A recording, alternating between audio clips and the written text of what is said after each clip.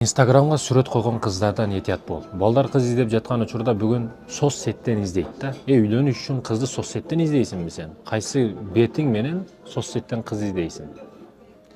О соцсет бүгүн көп нерселерге себепчи болуп атат. Ал кыздын эң жаман нерси билесиңби? Ал центр внимания да. Ал ар дайым внимание талап кылат. Бир эле сенден эмес, өтө көп эркектерден талап кылып үйрөнүп келген. Аны 1000ден ашык подписчиги бар, мисалы үчүн. 1000 эркек дегени да. О билесизби, кругуңа 1000 адамды чогулткун, канча ряд болуп чогулуп калат. 1000 аскер менен о сели мамлекет алып койсоң болот барып. Ал коркунучтуу маселе. Үйлөнүп жаткан бойдокторго айтарым, соцсеттен катын издебей. Сага катын боло турган акылдуу адам, данышман аял, сенин чынап кызматын кыла турган аял керек. Звезда болом, модель болом деп келип атабы сага, уже коркунучтуу. Аягыдан эле көп нерсе бар. Сулуу болсо, сулуусуна ишенип, модель болуп, көрүнгөн жерде шаурмасына реклама кылып, көрүнгөнүн эмесин, трапкасын тазалап жүргөн болсо, көрүнгөн кийимди кийип алып, өзүнүн сулуулугудан башка эчтекеси жок камбагал кыздар бар да. Сулуулугудан башка эчтекеси жок. На парасат, на акыл, на көркөмдүк, на кооздук, на жылдызы бар. Анда сулуулугудан башка эчтекеси жок.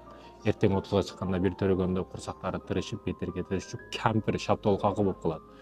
Копченый балык болуп калат. Баягы модельдерге тиешелүү, бардыгы эмес, модельдерге тиешелүү бул. Өзүн кыйын сездигендерге, теке бир болуп кеткендерди ушундай жер каратып коет эртең Кудай таала. Центр внимания болгондор да булар. Күйөөсү айтат, ери айтат, агасы айтат, кой жештир, бул балаңды жештир, кой десе дагы койбойт. Ага неге? Бир эркектин вниманиясы жетпейт да ага. Мен мисалы айлык бир камбагал жөнөкөй балам. Силер дагы мени көрүп жаткандар көбүңөр биз сыяктуу эле балдарсыңар эчектин чоңойгон. Бизге асманга чыгып кеткен, миллиондогон күндө айлыгыдай нравицаларды алып турган, күндө центр внимания болуп турган, сулуулугундан башка мактана турган эчтекеси жок. Көрүнгөн кафесине кирип алып, бир кеп калыппыз деп билканы мынтип кыйшык тиштеп сүрөккө түшүп чыгарып аткандар, мактанып аткандар, эки эмчегин жарымды мындай кылып чыгып аткандар, мактана турган нерсеси жок, тоң коюп, доң коюп, эмчегинин жамбашынан башка эч нерсесин мактана албай аткан акылсыздар. Булар биз үйлөнө турган кыздар эмес, жигиттер. Мен ачык айтып атам муну. Да, жаман көрүшүң мүмкүн, ошондой кыз жакшы көрүп калгандыгың үчүн.